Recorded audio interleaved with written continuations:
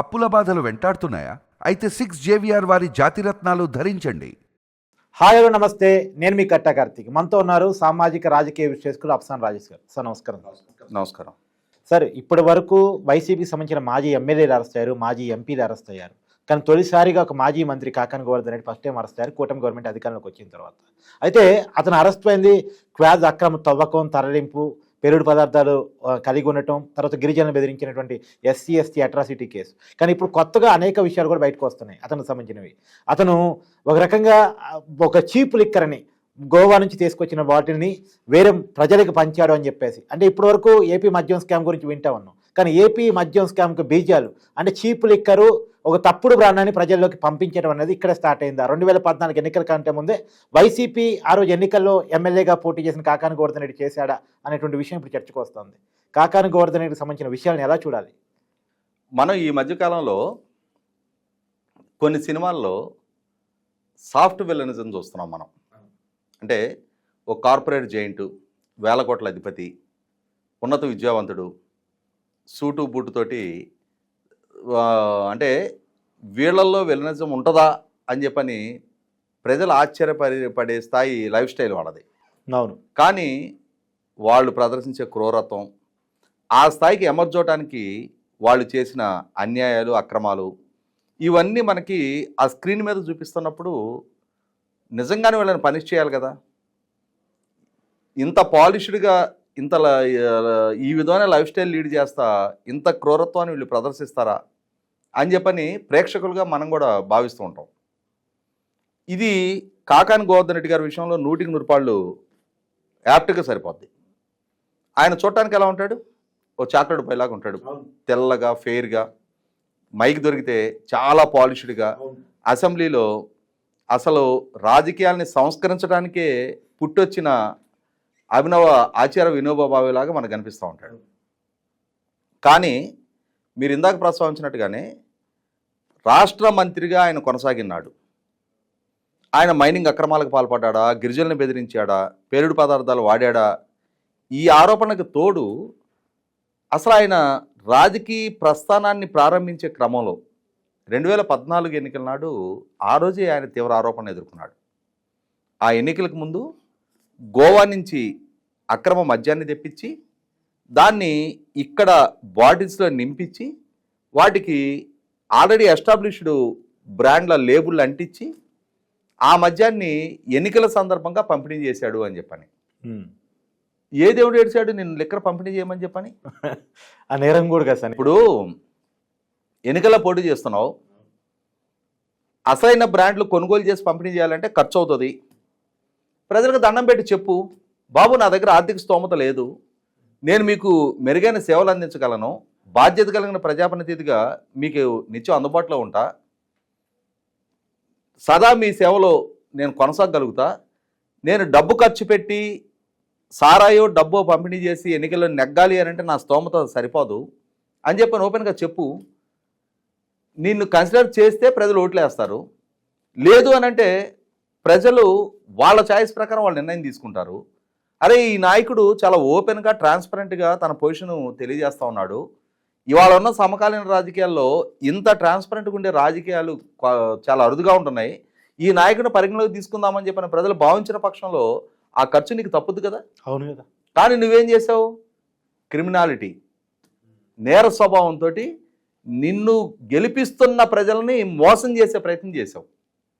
ఇవాళ మనకి కొన్ని చరిత్రలో జరిగిన కొన్ని సంఘటనలు చూస్తుంటాం.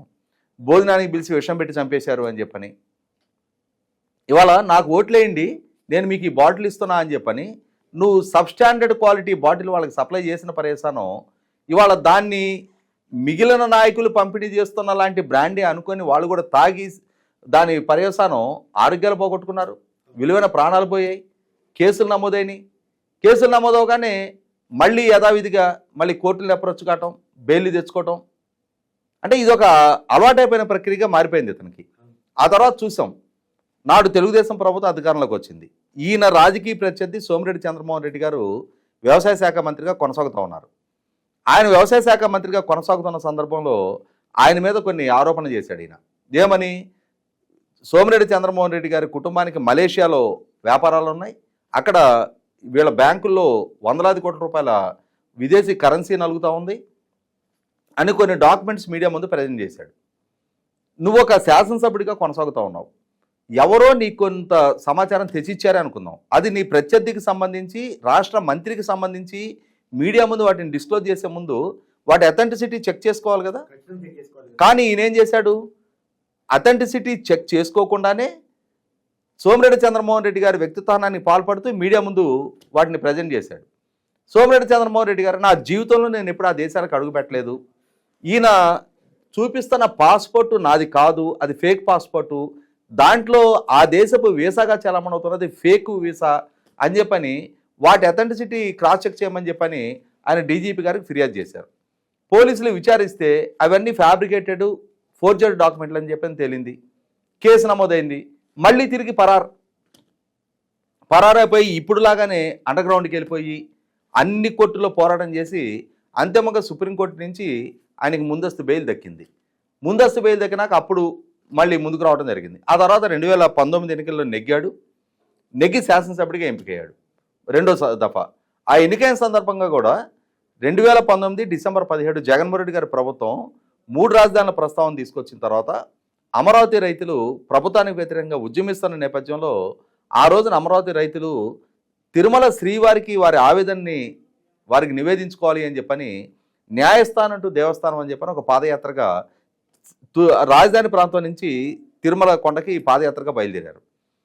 సహజంగా మనం ఒక సంస్కృతి చూస్తుంటాం మన గ్రామాల్లో. మీరు గ్రామీణ ప్రాంతాల నుంచి వచ్చారు, మేము గ్రామీణ ప్రాంతాల నుంచి వచ్చాం. సహజంగా మనకు ఎలా ఉండేది వెనకటి రోజుల్లో, ఆ రోజుల్లో ఇన్ని ప్రయాణ సాధనాలు ఉండేవి కాదు. ప్రజలు కాలినడకనే ప్రయాణించాల్సి వచ్చేది. అటువంటి పరిస్థితిలో అలా కాలినడకన ప్రయాణించే యాత్రికులు సేద తీరటం కోసం గ్రామాల్లో ధర్మసత్రాలను కట్టించేవాళ్ళు. కొంచెం ఆర్థికంగా స్థితిమంతులైన రైతులు సమాజం పట్ల కన్సర్న్ తోటి దాతలు ముందుకొచ్చి ధర్మసత్రాలను కట్టించేవాళ్ళు. ఇంకొంచెం ఒక అడుగు ముందుకేసి ఇంకా కొన్ని ప్రాంతాల్లో ఈ అంటే అలా ప్రయాణించే యాత్రికులు విశ్రాంతి తీసుకోవడం కోసం అటువంటి వాళ్ళకి ఉచితంగా భోజన సౌకర్యాలు కూడా అన్నసత్రాలు ఏర్పాటు చేసి అటువంటి యాత్రికుల కోసం, ఈ యాత్రికులు ఎవరో ఆ వితరణ చేస్తున్న వాళ్ళకి తెలియదు, ఆ వితరణ చేస్తున్న వాళ్ళు ఎవరో యాత్రికులు తెలియదు. కానీ సమాజం పట్ల బాధ్యతతోటి ఇలా యాత్రికులుగా ఉన్న వాళ్ళకి కొంత విశ్రాంతి తీసుకునే వెసులుబాటు కల్పించాలి, వారికి ఒక ముద్ద భోజనం పెట్టాలి అనే ఒక ఉదారతతోటి ఆ రోజు సమాజంలో పెద్దవాళ్ళందరూ ముందుకొచ్చి ఆ విధమైన సౌకర్యాలు కల్పించారు. నువ్వు శాసనసభ్యుడిగా ఉన్నావు, నీ నియోజకవర్గంలో కూడా వాళ్ళు పాదయాత్ర చేసుకుంటూ వెళ్తున్నారు, వాళ్ళు నీ మీద ఉద్యమించడానికి రాలా, నీకు వ్యతిరేకంగా రాజకీయ కార్యాచరణ వాళ్ళు ప్రకటించాల, వాళ్ళు నీ నియోజకవర్గంలో కూడా ప్రయాణిస్తున్న యాత్రికులు మాత్రమే. కానీ వాళ్ళని ఏం చేశాడు ఈయన, వాళ్ళ నాయకుడు జగన్మోహన్ రెడ్డి గారికి ఆయన కళ్ళలో ఆనందం చూడటం కోసం అని చెప్పని వాళ్ళ నియోజకవర్గంలో కూడా వాళ్ళు ప్రయాణిస్తున్న సందర్భంలో వాళ్ళని నైట్ స్టే చేసుకోవడానికి అనుమతులు ఇవ్వాల. నియోజకవర్గ వ్యాప్తంగా వాళ్ళు వంట చేసుకొని భోజనం చేయడానికి అవకాశం ఇవ్వాల.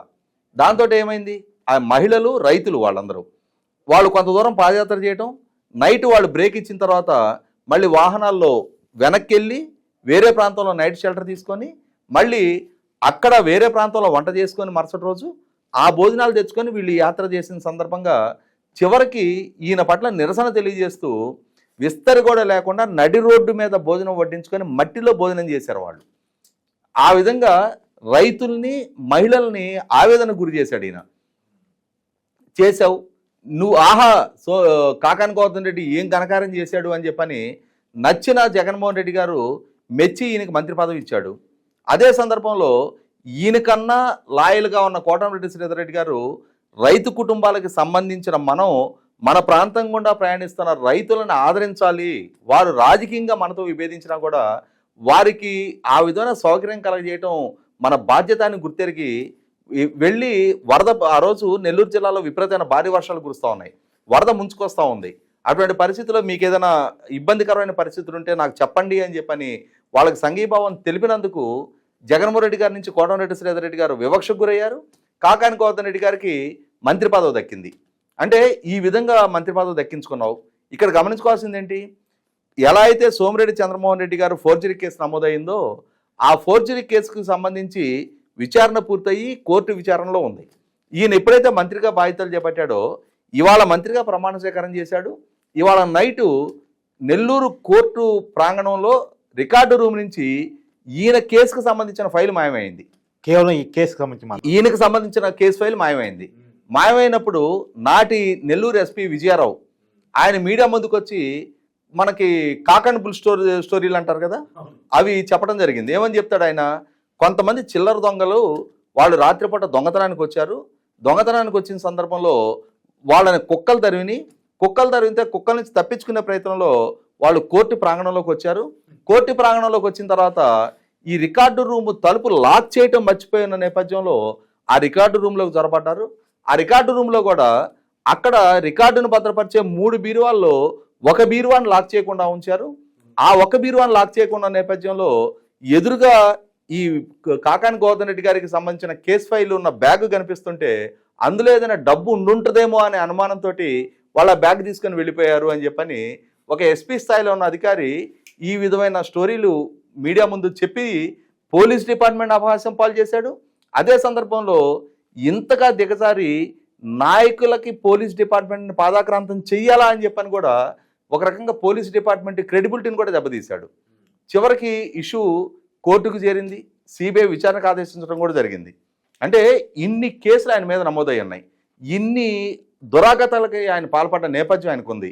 ఇటువంటి పరిస్థితుల్లో మంత్రిగా కొనసాగిన సందర్భంగా క్వాడ్జీ అక్రమ మైనింగ్, ఆ మైనింగ్కి వాళ్ళు చేస్తున్న బ్లాస్టింగ్ల వల్ల మాకు ఇన్కన్వీనియన్స్ ఎదురవుతుంది అని చెప్పని ఆక్షేపణ తెలిపిన అక్కడ స్థానిక గిరిజనుల్ని భయపెట్టారు, బెదిరించారు, వాళ్ళ మైనింగ్ను కొనసాగించారు. ఆ మైనింగ్ను అడ్డుకోబోయిన ప్రభుత్వాధికారులను కూడా బెదిరించి ఇవాళ అందరికందరూ కూడా విచారణలో వాస్తవాలు తెలియజేయడం జరిగింది. ఎవరెవరు బెదిరింపులకు గురయ్యారు, ఎవరి మైనిన రుస్తుం మైన్ అనే మైనింగ్ కాదు, ఆ మైనింగ్ యజమానిని బెదిరించి ఆ మైనిలో అక్రమంగా మైనింగ్కి పాల్పడి 138 కోట్ల రూపాయలకు సంబంధించిన మినరల్ వెల్త్ వీళ్ళు దారి మళ్లించుకున్నారు. వీళ్ళు అక్రమంగా తరలించుకొని సొమ్ము చేసుకున్నారు. వీటన్నిటి నేపథ్యంలో కేసు నమోదైంది. ఇక్కడ గమనించుకుంటే ఇందాక మనం ఇంట్రోలో మాట్లాడుకున్నట్టుగా ఇప్పుడు జగన్మోహన్ రెడ్డి గారి పాలనా హయాంలో జరిగిన అక్రమ మద్యం కుంభకోణం మీద విచారణ జరుగుతూ ఉంది. అంటే జగన్మోహన్ రెడ్డి గారు 2019లో ముఖ్యమంత్రిగా పదవి బాధ్యతలు చేపట్టిన తర్వాత ఆయన పాలకుడిగా ఆయన ప్రభుత్వం ద్వారా జరిగిన మద్యం కుంభకోణం కన్నా కూడా చాలా మొదలే 2014లోనే కాకాని గోవర్ధన్ రెడ్డి గారి ద్వారా ఈ అక్రమ మద్యం వ్యవహారాలు చూసాం మనం. అదే సందర్భంలో ఈ మధ్యకాలంలో జగన్మోహన్ రెడ్డి గారు వల్లభనేని వంశీని పరామర్శించడానికి వెళ్ళినా, నందిగం సురేష్ని పరామర్శించడానికి వెళ్ళినా, లేదు వాళ్ళ కార్యకర్తలతో జరిగిన సమావేశాల్లో, అంతర్గత సమావేశాల్లో కూడా ఈ పోలీసు అధికారుల్ని ఎక్కడ ఉన్నా ఈడ్చుకొచ్చి బట్టలోడ తీసుకొడతామని చెప్పని చెప్తా ఉన్నాడు. ఇక్కడ గమనించుకుంటే ఈ పదానికి అర్జునుడు కూడా కాకాని గోవర్ధన్ రెడ్డి గారే. కాకాని గోవర్ధన్ రెడ్డి గారు అక్కడ స్థానిక సిఐ సుబ్బారావు సుబ్బనాయుడు ఉంది, ఆయన్ని ఇదే విధంగా బెదిరించాడు, బట్టలోడ తీసుకొడతామని చెప్పని. అది కూడా ఇప్పుడు కాకాని గోవర్ధన్ రెడ్డి మీద కేసు నమోదైంది. అంటే ఇవాళ ఉద్యోగంలో విధులు నిర్వహిస్తున్న అధికారులను బెదిరిస్తున్నారు, అధికారాన్ని అడ్డుపెట్టి ప్రకృతి వనరులను లూటీకి పాల్పడ్డారు. ఇవాళ అంటే పోలీసు అధికారిని బట్టలోడు తీసి కొడతామని చెప్పని బెదిరించిన కాకాని గోవర్ధన్ రెడ్డి గారు కేసు నమోదు కాగానే మళ్ళీ యథావిధిగా ఆయనకు అలవాటైపోయిన ప్రక్రియ పరారీ. 55 రోజుల పాటు పరారీలో ఉండి మీడియా ముందు బేకరాలు పోయి సమయం సందర్భం వచ్చినప్పుడు పరారై వెనుచూపి ఇవాళ అంతిమంగా చింతామణిలో, కర్ణాటకలో చింతామణి ప్రాంతంలో ఆయన అరెస్ట్ అయినట్టుగా నిన్న వెంకటగిరి కోర్టుకు సబ్మిట్ చేశారు. రిమాండ్కు పంపించడం జరిగింది. హైకోర్టు నుంచి సుప్రీంకోర్టు వరకు ఆయన బెయిల్ కోసం ప్రయత్నాలు చేసుకున్నాడు. ఎక్కడా బెయిల్ దక్కని పరిస్థితిలో ఇవాళ అరెస్ట్ అయి ఉన్నాడు.